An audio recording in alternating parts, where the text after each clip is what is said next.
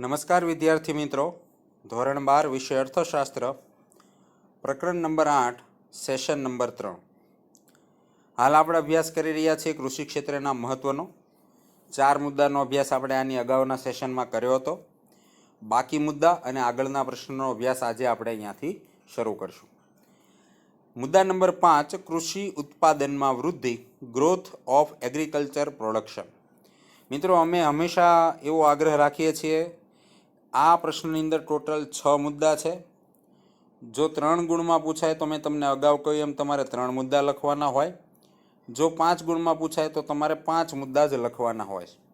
હવે અહીંયા આ પ્રશ્નની અંદર 6 મુદ્દા છે અને આ પ્રશ્નનો જે આ 5મો મુદ્દો જે છે કૃષિ ઉત્પાદનમાં વૃદ્ધિ, એની અંદર તમને 5 બાબતોના 2 વર્ષના આંકડા આપેલા છે, જેમાં ટોટલ તમારે 10 ડિજિટના જે આંકડા જે છે અહીંયા જે આપેલા છે મેં રાઉન્ડ કર્યા એ તમારે યાદ રાખવાના થાય.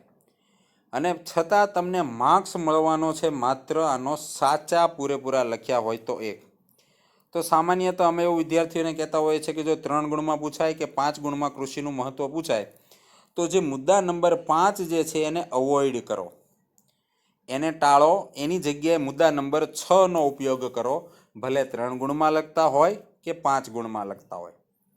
જો 5 ગુણમાં લખવાનો હોય તો 1 થી 4 અને મુદ્દા નંબર 6, અને જો 3 ગુણમાં લખવાનો હોય તો 5 સિવાયના બચેલા 5માંથી મુદ્દા નંબર 5 સિવાયના જે 5 મુદ્દા બચે છે એમાંથી કોઈ પણ 3 સિલેક્ટ કરી શકો, પરંતુ બને ત્યાં સુધી આ મુદ્દાને તમારે અવોઇડ કરવો. યાદ રાખજો, અમે એવું નથી કહેતા કે તમારે આને ભણવાની કે યાદ રાખવાની જરૂર નથી, પરંતુ 3 ગુણ કે 5 ગુણમાં આ મુદ્દો લખવા કરતાં અન્ય મુદ્દા લખવા વધારે સહેલા પડશે.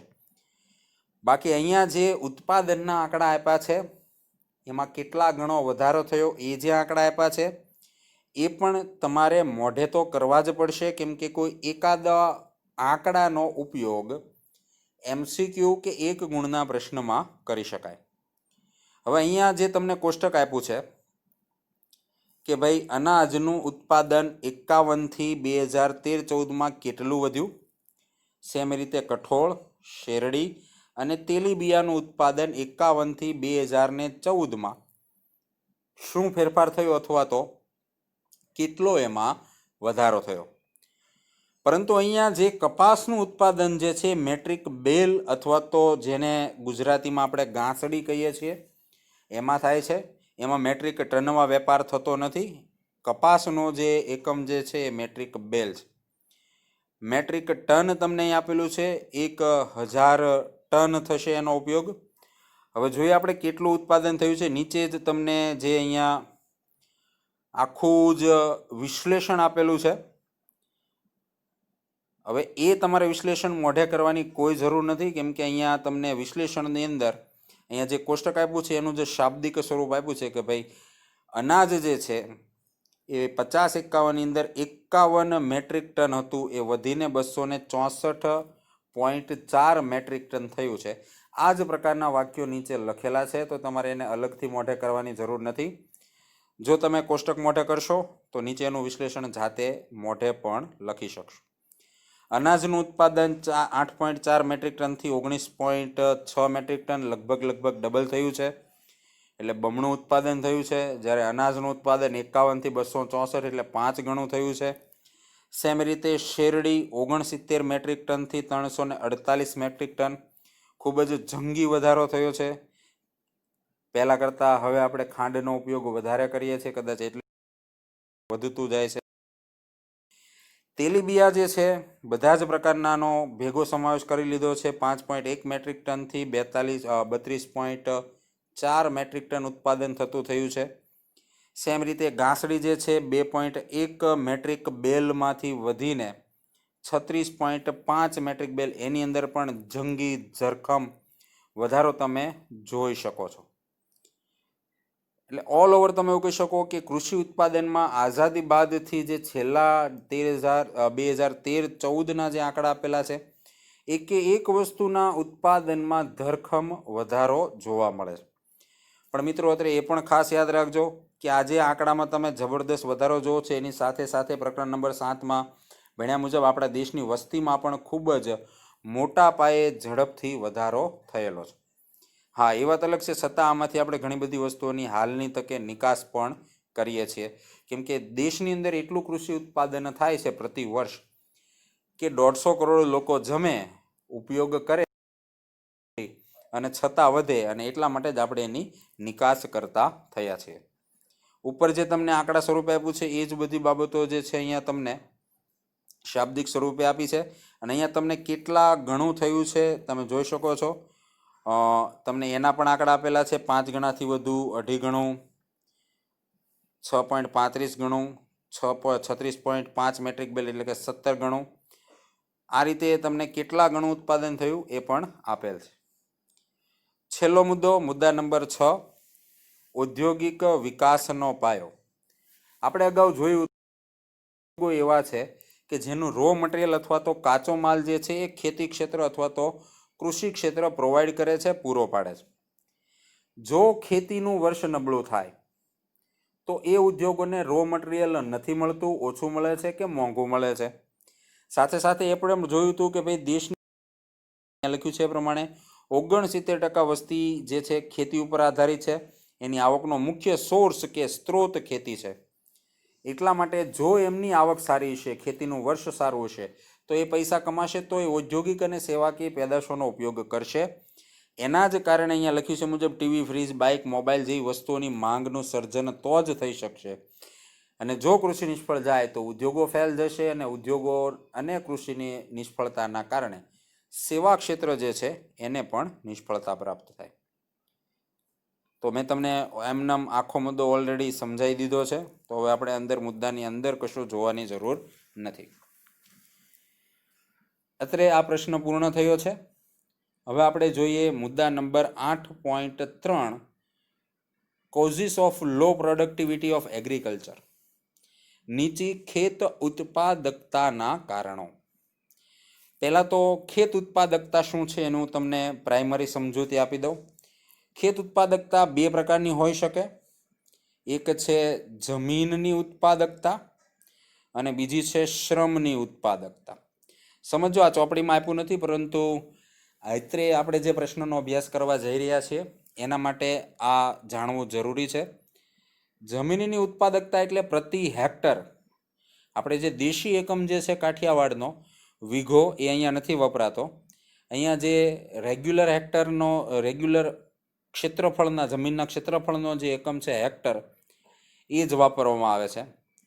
પણ છતાંય તમારી જાણકારી ખાતર 1 હેક્ટર એટલે કાઠિયાવાડનો લગભગ 2.5 વીઘો જેવી થાય. બીજી એક વાત, દેશની અંદર દરેક રાજ્યમાં વીઘાનું જે માપ જે છે એ અલગ અલગ હોય છે. કોઈ વીઘો મોટો હોય, કોઈ વીઘો નાનો. ઇવન આપણે ગુજરાતની અંદર પણ ઉત્તર ગુજરાત કે સુરત સાઈડના જે જમીનમાં વીઘો જે ગણાય એના ક્ષેત્રફળ કરતાં સૌરાષ્ટ્રના વીઘાની સાઇઝ નાની કે મોટી હોય છે. એટલા માટે આપણે જે દેશી એકમ છે વીઘા જમીન માપવા માટે, ક્ષેત્રફળ માપવા, એ ન વપરાતા હેક્ટરનો એકમ વાપરવામાં આવે છે. પણ મેં કહ્યું એમ સૌરાષ્ટ્રના 2.5 વીઘા બરાબર 1 હેક્ટર જેવું અંદાજે માપ તમે કહી શકો. તો મેં તમને કહ્યું એમ 2 પ્રકારની ઉત્પાદકતા છે. એક છે જમીનની, તો એમાં પ્રતિ હેક્ટર કેટલું ઉત્પાદન થાય 1 વર્ષની અંદર, એને કહેવાય જમીનની ઉત્પાદકતા. અને બીજું છે શ્રમની ઉત્પાદકતા, કે ભાઈ પ્રતિ વ્યક્તિ ખેતીમાં દર વર્ષે કેટલું ઉત્પાદન કરે છે, એને કહેવાય શ્રમિકની ઉત્પાદકતા. આ 2 પ્રકારની ઉત્પાદકતા હોય છે, પરંતુ આપણે જેનો અભ્યાસ કરવાનો જે છે એ છે જમીનની ઉત્પાદકતા, કે પ્રતિ વર્ષ 1 હેક્ટરની અંદર જે ઉત્પાદન ખેતીમાં લેવામાં આવે છે એ નીચું હોવાના શું કારણો છે. કેમ દુનિયાના વિકસિત દેશોમાં પ્રતિ હેક્ટર ઉત્પાદન આપણા કરતાં ક્યાંય વધારે છે, અને આપણા દેશમાં આ જમીનની ઉત્પાદકતા ઓછી હોવાના રીઝન્સ, કારણો શું છે. તો જોઈએ વિગતવાર. પહેલાં ટૂંકી પ્રસ્તાવનાનો અભ્યાસ કરી લઈએ. પાછું ફરીને એનું એ જ વાક્ય, ખેતી પ્રધાન દેશ છે છતાં ખેતી સંલગ્ન ઘણી બધી સમસ્યાઓ આપણા દેશની અંદર. જે પૈકીની સૌથી મેઇન પ્રોબ્લેમ જે છે એ છે લો પ્રોડક્ટિવિટી અથવા તો નીચી ખેત ઉત્પાદકતા. ખેત ઉત્પાદકતા વાસ્તવમાં પ્રતિ હેક્ટર થતા ઉત્પાદન અથવા હેક્ટર દીઠ થતી આવકના સંદર્ભે માપવામાં આવે. જે વિશ્વના સ્તરો કરતાં ખૂબ ઓછી છે, જેના કારણો તમને નીચે આપેલા છે. અહીંયા તમને મુખ્ય 3 ટોપિક આપેલા છે: સંસ્થાકીય પરિબળો, ટેકનિકલ પરિબળો અને અન્ય પરિબળો. આ ત્રણેયની અંદર સબ ટોપિક છે. એટલે નીચી ખેત ઉત્પાદકતાના મુખ્ય 3 કારણ અને મુખ્ય 3 કારણની અંદર કોઈમાં 1, કોઈમાં 2, કોઈમાં 1થી વધારે અને કોઈમાં મુદ્દા નથી. એક જ ટાઇટલ છે એવું પણ છે. તો અલગ અલગ અંદર મુદ્દાઓ આપેલા છે જે તમને 3 થી 5 ગુણની અંદર પૂછી શકાય, અથવા પ્રત્યેક જે સબ ટોપિક છે 2 ગુણમાં અલગથી પણ પૂછી શકાય. તો સૌથી પહેલા આપણે અભ્યાસ કરશું સંસ્થાકીય પરિબળોનો. તો સૌથી પહેલા સંસ્થાકીય પરિબળોની વ્યાખ્યા અહીંયા જે હું તમને કાઉન્સ કરી આપું છું એ સંસ્થાકીય પરિબળો એટલે શું, અથવા તો નીચી ખેત ઉત્પાદકતાને અસર કરતા સંસ્થાકીય પરિબળોનો અર્થ આપો, એવો જો પ્રશ્ન પૂછાય તો અહીંયા કાઉન્સ જે મેં તમને કરી આપ્યો છે એ જવાબમાં અર્થ લખવાનો થશે. તો ભારતના ખેડૂતો જે સંસ્થાકીય માળખામાં રહીને ખેતી કરે છે તેને અસર કરતા ભૌતિક, સામાજિક અને આર્થિક અને કાયદાકીય પરિબળોને સંસ્થાકીય પરિબળો કહેવાય. એટલે ખેત ઉત્પાદનને જે કોઈ પણ ભૌતિક, સામાજિક, આર્થિક કે કાયદાકીય બાબતો અસર કરે છે એમને આપણે સંસ્થાકીય પરિબળો કહીએ છીએ. આવા પરિબળો ખેતી માટે અવરોધરૂપ હોય, ખેતીનો વિકાસ સતત ઓછો અથવા નિમ્ન રહ્યો છે. આ જે કોઈ પણ પરિબળો છે એ ખેતીને ડેવલપ થવા દેતા નથી અને એના કારણે ખેત ઉત્પાદકતા નીચી જોવા મળે છે. આ પરિબળોમાં ક્યારેક અંગ્રેજોએ દાખલ કરેલ જમીન મહેસૂલ કે ઉઘરાવાની પ્રથા, મહાલવારી પ્રથા અને રૈયતવારી પ્રથા. હવે અત્યારે હું તમને સ્પષ્ટ કરી દઉં છું, દર વર્ષે વિદ્યાર્થીઓ વારંવાર પૂછતા હોય છે કે ભાઈ જમીનદારી, મહાલવારી અને રૈયતવારી પ્રથા એટલે શું, અથવા તો આ શું છે.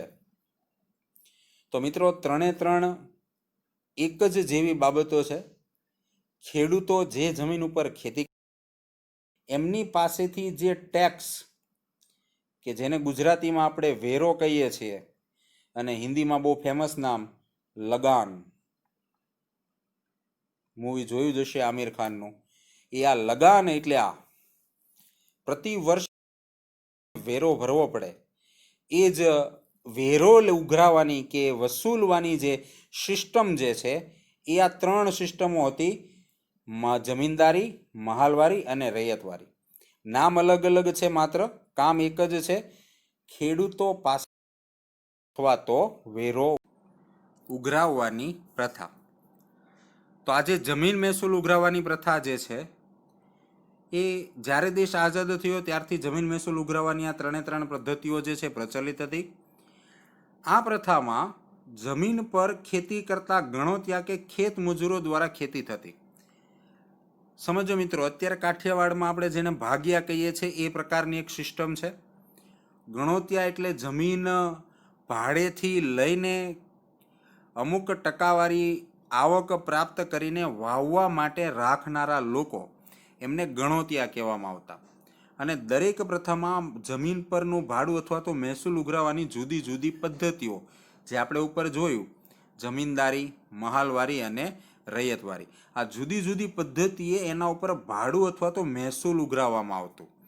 એટલે કે જે જમીન ઉપર એમને ખેતી કરવા માટે ભાડેથી આપી છે એના ભાડાની વસૂલાત થતી, જેમાં જમીનદારો કુલ ખેત ઉત્પાદનનો એક મોટો ભાગ ભાડા સ્વરૂપે ઉઘરાવતા.